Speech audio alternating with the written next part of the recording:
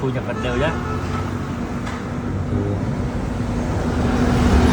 Có điện thoại đừng Việt anh ấy. Ta tàu Tàu à?